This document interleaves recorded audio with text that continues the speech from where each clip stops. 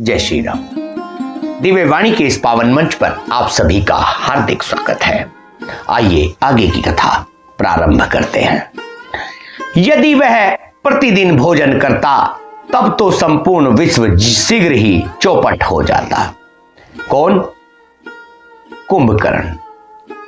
रणधीर ऐसा था कि जिसका वर्णन नहीं किया जा सकता। लंका में उसके ऐसे असंख्य बलवान थे। मेघनाथ रावण का बड़ा लड़का था, जिसका यह जगत में योद्धाओं में पहला नंबर था। रण में कोई भी उसका सामना नहीं कर सकता था। स्वर्ग में तो उसके भय से नित्य भगदड़ मची रहती थी। इनके अतिरिक्त दुर्मुख, अकंपन, वज्रदंत, धूमकेतु और आतिकाय आदि ऐसे अनेक योद्धा थे जो अकेले ही सारे जगत को जीत सकते थे। सभी राक्षस मनमाना रूप बना सकते थे और असुरी माया जानते थे। उनके दया धर्म स्वप्न में भी नहीं था। एक बार सभा में बैठे हुए रावण ने अपने अगणित परिवार को देखा। पुत्र, पौत्र, कुटुंबी और सेवक ढेर के ढेर थे। सारी राक्षसों की जातियां तो गिन ही कौन सकता था। अपनी सेना को देखकर स्वभाव से ही अभिमानी रावण क्रोध और गर्व में सनी हुई वाणी बोला, हे समस्त राक्षसों के दलों, सुनो, देवतागण हमारे शत्रु हैं। वे सामने आकर युद्ध नहीं करते, बलवान शत्रु को देखकर भाग जाते हैं। जय श्री राम। उनका मरण एक ही उपाय से हो सकता है, मैं समझा कर कहता हूं, अब उसे सुनो। उनके बल को बढ़ाने वाले ब्राह्मण भोजन, यज्ञ, हवन और श्राद्ध, इन सब में जाकर तुम बाधा डालो। भूख से दुर्बल और बलहीन होकर देवता सहज ही में आ मिलेंगे, तब उनको मैं मार डालूंगा, अथवा भली भांति अपने अधीन करके सर्वथा पराधीन करके छोड़ दूंगा। फिर उसने मेघनाथ को बुलवाया और शिखा पढ़ाकर उसके बल और देवताओं के प्रति वैर भाव को उत्तेजना दी। फिर कहा, हे पुत्र, जो देवता रण में धीर और बलवान हैं और जिन्हें लड़ने का अभिमान है, उन्हें युद्ध में जीतकर बांध लाना। बेटे ने उठकर पिताजी की आज्ञा को सिरोधार्य किया। इसी तरह सबको आज्ञा दी और आप भी गदा हाथ में लेकर चल दिया। रावण के चलने से पृथ्वी डगमगाने लगी और उसकी गर्जना से देवर मणियों के गर्भ गिरने लगे। रावण को क्रोधित सहित आते हुए सुनकर देवताओं ने सुमेरु पर्वत की गुफाएं तकी। भागकर अर्थात सुमेरी की गुफाओं में आश्रय लिया। दिक्पालों के सारे सुंदर लोकों को रावण ने सुना पाया। वह बार बार भारी सिंह गर्जना करके देवताओं को ललकार ललकार कर गालियां देता था। रण के मद में मतवाला होकर वह अपनी जोड़ी का योद्धा खोजता हुआ जगत भर में दौड़ता फिरा, परंतु उसे ऐसा योद्धा कहीं नहीं मिला। भक्त, सूर्य, चंद्रमा, वायु, वरुण, कुबेर, अग्नि, काल और यम आदि सब अधिकारी, किन्नर, सिद्ध, मनुष्य, देवता और नाग, सभी के पीछे वह हठपूर्वक पड़ गया। किसी को भी उसने शांतिपूर्वक नहीं बैठने दिया। ब्रह्मा जी की सृष्टि में जहां तक शरीरधारी स्त्री पुरुष थे, सभी रावण के अधीन हो गए।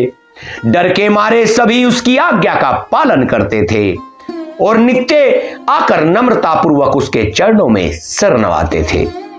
उसने भुजाओं के बल से सारे विश्व को वश में कर लिया था, किसी को स्वतंत्र रहने नहीं दिया। इस प्रकार मंडलीक राजाओं का शिरोमणि सार्वभौम सम्राट रावण अपने इच्छानुसार राज्य करने लगा। देवता, यक्ष, गंधर्व, मनुष्य, किन्नर और नागों की कन्याओं तथा बहुत सी अन्य सुंदरियां और उत्तम स्त्रियों को उसने अपनी भुजाओं के बल से जीतकर ब्याह लिया। मेघनाथ से उसने जो कुछ कहा उसे मेघनाथ ने मानो पहले से ही कर रखा था, अर्थात रावण के कहने भर की देर थी। उसने आज्ञा पालन में तनिक भी देर नहीं की। जिनको रावण ने मेघनाथ से पहले ही आज्ञा दे रखी थी, उन्होंने जो करतूतों की उन्हें सुनो। सब राक्षस के समूह देखने में बड़े भयानक, पापी और देवताओं को दुख देने वाले थे। वे असुरों के समूह उपद्रव करते थे और माया से अनेकों प्रकार के रूप धरते थे। जय श्री राम। जिस प्रकार धर्म की जड़ कटे, वे वही सब वेद विरुद्ध काम करते थे। जिस स्थान में वे गौ और ब्राह्मणों को पाते थे, उसी नगर गांव और पूर्वे में आग लगा देते थे। उनके डर से कहीं भी शुभ आचरण, ब्राह्मण भोजन, यज्ञ, श्राद्ध आदि नहीं होते थे। देवता, ब्राह्मण और गुरु को कोई नहीं मानता था। न हरि भक्ति थी, न यज्ञ, तप और ज्ञान था। वेद और पुराण तो स्वप्न में भी सुनने को नहीं मिलते थे। जप, योग, वैराग्य, तप तथा यज्ञ में देवताओं के भाग पाने की बात रावण कहीं कानों से सुन पाता तो उसी समय स्वयं उठ दौड़ता। कुछ भी रहने नहीं पाता, वहां सबको पकड़कर विध्वंस कर डालता था। संसार में ऐसा भ्रष्ट आचरण फैल गया कि धर्म तो कानों से भी सुनने में नहीं आता था। जो कोई वेद और पुराण कहता, उसको बहुत तरह से त्रास देता और देश से निकाल देता था। राक्षस लोग जो घोर अत्याचार करते थे, उसका वर्णन नहीं किया जा सकता भक्तों। हिंसा पर ही जिनकी प्रीति है, उनके पापों का क्या ठिकाना है। पराये धन और पराई स्त्री पर मन चलाने वाले दुष्ट, चोर और जुआरी बहुत बढ़ गए। लोग माता पिता और देवताओं को नहीं मानते थे और साधुओं की सेवा करना तो दूर रहा, उल्टे उनसे ही सेवा करवाते थे। श्री शिव जी कहते हैं, हे भवानी, जिनके ऐसे आचरण हैं, उन सब प्राणियों को राक्षस ही समझना। इस प्रकार धर्म के प्रति लोगों की अतिशय ग्लानि, अरुचि, अनास्था देखकर पृथ्वी अत्यंत भयभीत एवं व्याकुल हो गई। वह सोचने लगी कि पर्वतों, नदियों और समुद्रों का बोझ मुझे इतना भारी नहीं जान सक पड़ता, जितना भारी मुझे एक परद्रोही अर्थात दूसरों का अनिष्ट करने वाला लगता है। जय श्री राम। पृथ्वी सारे धर्मों को विपरीत देख रही है, पर रावण से भयभीत हुई वह कुछ नहीं बोल सकती। अंत में हृदय में सोच विचार कर गौ का रूप धारण कर धरती वहां आ गई, जहां सब देवता और मुनि छिपे थे। पृथ्वी ने रोकर उनको अपना दुख सुनाया, पर किसी से कुछ काम न बना। तब देवता, मुनि और गंधर्व सब मिलकर ब्रह्मा जी के लोक अर्थात सत्य लोक को गए। भय और शोक से अत्यंत व्याकुल बेचारी पृथ्वी भी गौ का शरीर धारण किए हुए उनके साथ चली। ब्रह्मा जी सब जान गए। उन्होंने मन में अनुमान किया कि इससे मेरा कुछ भी वश नहीं चलने का। तब उन्होंने पृथ्वी से कहा कि जिसकी तू दासी है, वही अविनाशी हमारा और तुम्हारा दोनों का सहायक है। जय श्री राम। ब्रह्मा जी ने कहा, हे धरती, मन में धीरज धारण करके श्री हरि के चरणों का स्मरण करो। प्रभु अपने दासों की पीड़ा को जानते हैं, ये तुम्हारी कठिन विपत्ति का नाश करेंगे। बोलो सियावर रामचंद्र भगवान की। सब देवता बैठकर विचार करने लगे कि प्रभु को कहां पावें, ताकि उनके सामने पुकार फरियाद करें। कोई बैकुंठपुरी जाने को कहता था तो कोई कहता था कि प्रभु वहीं क्षीर समुद्र में निवास करते हैं। जिसके हृदय में जैसी भक्ति और प्रीति थी, प्रभु वहां उसके लिए सदा उसी रीति से प्रकट होते हैं। हे पार्वती, उस समाज में मैं भी था। अवसर पाकर मैंने एक बात कही, मैं तो यह जानता हूं कि भगवान सब जगह समान रूप से व्यापक हैं, प्रेम से वे प्रकट हो जाते हैं। देश, काल, दिशा, विदिशा में बताओ ऐसी जगह कहां है जहां प्रभु ना हो। जय श्री राम। वे चराचर में व्याप्त होते हुए ही सबसे रहित हैं और विरक्त हैं। उनकी कहीं आसक्ति नहीं है।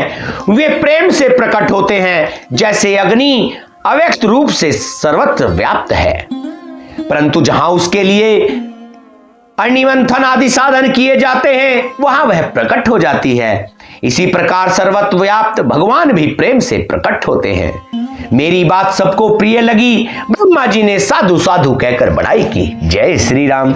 मेरी बात सुनकर ब्रह्मा जी के मन में बड़ा हर्ष हुआ। किनकी बात सुनकर? श्री शिव जी की बात सुनकर। उनका तन पुलकित हो गया और नेत्रों से प्रेम के आंसू बहने लगे। तब वे धीर बुद्धि ब्रह्मा जी सावधान होकर हाथ जोड़कर स्तुति करने लगे। हे देवताओं के स्वामी, सेवकों को सुख देने वाले, शरणागतों की रक्षा करने वाले भगवान, आपकी जय हो, जय हो। हे गो ब्राह्मणों का हित करने वाले, असुरों का विनाश करने वाले, समुद्र की कन्या श्री लक्ष्मी जी के प्रिय स्वामी, आपकी जय हो। हे देवता और पृथ्वी का पालन करने वाली, आपकी लीला अद्भुत है, उसका भेद कोई नहीं जानता। ऐसे जो स्वभाव से ही कृपालु और दीन दयालु हैं, वे ही हम पर कृपा करें, कृपा करें। हे अविनाशी, सबके हृदय में निवास करने वाले, अंतर्यामी, सर्वव्यापक, परम आनंद स्वरूप, अज्ञेय, इंद्रिय से परे, पवित्र, चरित्र माया से रहित, मुकुंद, मोक्षदाता, आपकी जय हो, जय हो, जय हो। इस लोक और परलोक के सब भोगों से विरक्त तथा मोह से सर्वथा छूटे हुए ज्ञानी मुनि वृंद भी अत्यंत अनुरागी बनकर जिनका दिन रात ध्यान करते हैं और जिनके गुणों के समूह का गान करते हैं, उस सच्चिदानंद की जय हो, जिन्होंने बिना किसी दूसरे संगी अथवा सहायक के अकेले ही ब्रह्मा विष्णु शिव रूप बनाकर अथवा किसी बिना उपादान कारण के स्वयं ही सृष्टि का कारण बनकर 3 प्रकार की सृष्टि उत्पन्न की। वे पापों का नाश करने वाले भगवान हमारी सुधि ले। हम न भक्ति जानते हैं न पूजा जानते हैं प्रभु, जो संसार के जन्म मृत्यु के भय का नाश करने वाले हैं, मुनियों के मन को आनंद देने वाले हैं और विपत्तियों के समूह को नष्ट करने वाले हैं। हम सब देवताओं के समूह मन वचन और कर्म से चतुराई करने की बात छोड़कर उन भगवान की शरण में आए हैं। जय श्री राम। ब्रह्मा जी ने पुकार की, किनकी? मेरे राम जी की, श्री हरि विष्णु जी की। सरस्वती, वेद शेष जी और संपूर्ण ऋषि कोई भी जिनको नहीं जानते, जिन्हें दीन प्रिय हैं, ऐसा वेद पुकार कर कहते हैं, वे ही श्री भगवान हम पर दया करें। हे संसार रूपी समुद्र के मंथन के लिए मंदराचल रूप, सब प्रकार से सुंदर गुणों के धाम और सुखों की राशि, हे नाथ, आपके चरण कमलों में मुनि सिद्ध और सारे देवता भय से अत्यंत व्याकुल होकर नमस्कार करते हैं। देवता और पृथ्वी को भयभीत जानकर और उनके स्नेह युक्त वचन सुनकर शोक और संदेह को हरने वाली गंभीर आसवाणी हुई, गंभीर आकाशवाणी हुई। हे मुनि सिद्ध और देवताओं के स्वामियों, डरो मत, तुम्हारे लिए मैं मनुष्य का रूप धारण करूंगा और उदार सूर्य वंश में अंशों सहित मनुष्य का अवतार लूंगा। बोल सियावर रामचंद्र भगवान की जय हो। कश्यप और अदिति ने बड़ा भारी तप किया था, कश्यप और अदिति ने बड़ा भारी तप किया था, मैं पहले ही उनको वर दे चुका हूं। वे ही दशरथ और कौशल्या के रूप में मनुष्य के राजा होकर श्री अयोध्यापुरी में प्रकट हुए हैं। उन्हीं के घर जाकर मैं रघुकुल में श्रेष्ठ 4 भाइयों के रूप में अवतार लूंगा। नारद के सब वचन मैं सत्य करूंगा और अपनी पराशक्ति के सहित अवतार लूंगा। बोलो सियावर रामचंद्र भगवान की। मैं पृथ्वी का सब भार हर लूंगा। जय हो प्रभु। हे देवव्रत, तुम निर्भय हो जाओ। आकाश में ब्रह्म भगवान की वाणी को कान से सुनकर देवता तुरंत लौट गए, उनका हृदय शीतल हो गया। तब ब्रह्मा जी ने पृथ्वी को समझाया, वह भी निर्भय हुई और उसके जी में भरोसा आ गया। देवताओं को यही सिखाकर कि वानरों का शरीर धर धर कर तुम पृथ्वी पर जाकर भगवान के चरणों की सेवा करो। ब्रह्मा जी अपने लोक को चले गए, सब देवता अपने अपने लोक को गए। पृथ्वी सहित सबके मन को शांति मिली। ब्रह्मा जी ने जो कुछ आज्ञा दी उससे देवता बहुत प्रसन्न हुए और उन्होंने वैसा करने में देर नहीं की। पृथ्वी पर उन्होंने वानर देह धारण की। उनमें अपार बल और प्रताप था, सभी सूरवीर थे। पर्वत वृक्ष और नख ही उनके शास्त्र थे। वे धीर बुद्धि वाले वानर रूप देवता भगवान के आने की राह देखने लगे।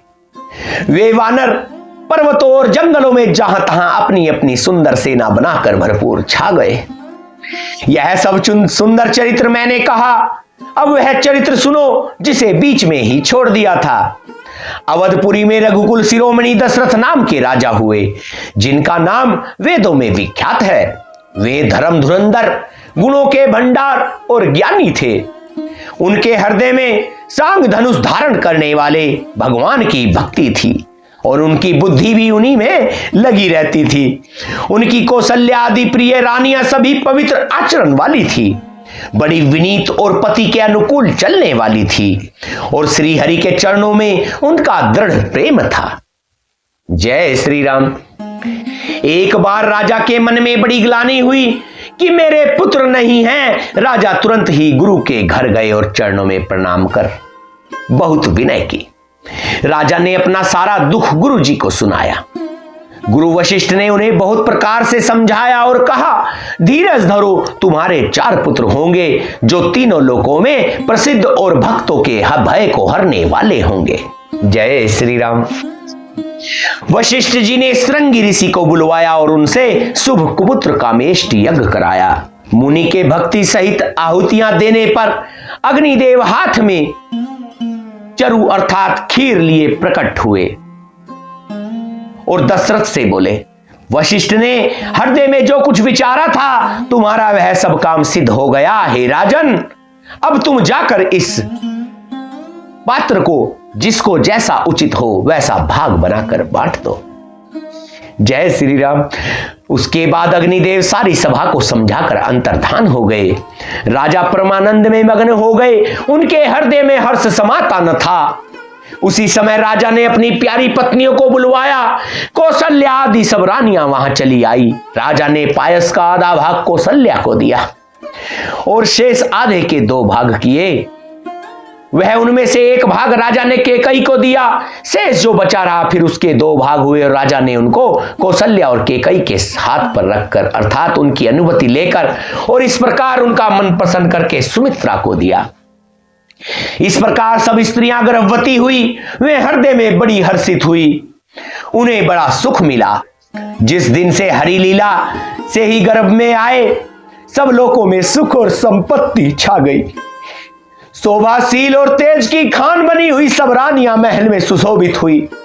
इस प्रकार कुछ समय सुखपूर्वक बीता और वह अवसर आ गया जिसमें प्रभु को प्रकट होना था। योग, लग्न, ग्रहवार और तिथि सभी अनुकूल हो गए।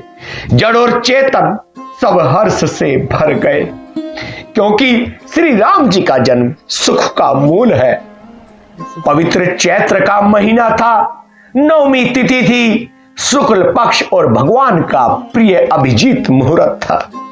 दोपहर का समय था। वह न बहुत सर्दी थी न बहुत गर्मी थी। वह पवित्र समय सब लोगों को शांति देने वाला। शीतल मंद और सुगंधित पवन बह रहा था। देवता हर्षित थे और संतों के मन में बड़ा चाव था। वन फूले हुए थे, पर्वतों के समूह मणियों से जगमगा रहे थे और सारी नदियां अमृत की धारा बहा रही थी। जब ब्रह्मा जी ने वह भगवान के प्रकट होने का अवसर जाना, तब उनके समेत सारे देवता विमान सजा सजा कर चले। निर्मल आकाश देवताओं के समूहों से भर गया। गंधर्वों के दल गुणों का गान करने लगे और सुंदर अंजलियों में सजा सजा कर पुष्प बरसाने लगे। आकाश में घमाघम नगाड़े बजने लगे। नागमुनि और देवता स्तुति करने लगे और बहुत प्रकार से अपनी अपनी सेवा भेंट करने लगे। देवताओं के समूह विनती करके अपने अपने लोक में जा पहुंचे। समस्त लोगों को शांति देने वाले जगदाधार प्रभु प्रकट हुए। देवताओं के समूह विनती करके अपने अपने लोक में जा पहुंचे। दीनों पर दया करके कौशल्या जी के हितकारी कृपालु प्रभु प्रकट हुए। मुनियों के मन को हरने वाले उनके अद्भुत रूप का विचार करके माता हर्ष से भर गई। नेत्रों को आनंद देने वाला मेघ के समान श्याम सुंदर शरीर था। चारों भुजाओं में अपने खास आयुध धारण किए हुए थे, दिव्य आभूषण और वनमाला पहने थे, बड़े बड़े नेत्र थे। इस प्रकार शोभा के समुद्र तथा खर राक्षस को मारने वाले भगवान प्रकट हुए। जय श्री राम। दोनों हाथ जोड़कर माता कहने लगी, हे अनंत, मैं किस प्रकार तुम्हारी स्तुति करूं? वेद और पुराण तुमको माया गुण और ज्ञान से परे कहते हैं और परिमाण सहित बतलाते हैं। श्रुतियों और संत जन दया और सुख का समुद्र, सब गुणों का धाम कहकर जिनका गुणगान करते हैं, वही भक्तों पर प्रेम करने वाले लक्ष्मीपति भगवान मेरे कल्याण के लिए प्रकट हुए हैं। वेद कहते हैं कि तुम्हारे प्रत्येक रोम में माया के रचे हुए अनेक ब्राह्मणों के समूह भरे हैं। वे तुम मेरे गर्भ में रहे, इस हंसी की बात के सुनने पर धीर विवेकी पुरुषों की बुद्धि भी स्थिर नहीं रहती। आगे की कथा सुनने के लिए दिव्य वाणी के इस पावन मंच पर बने रहें। अगर आपको यह कथा पसंद आई हो तो लाइक करें, शेयर करें और कमेंट में जय श्री राम जरूर लिखे। जय श्री राम।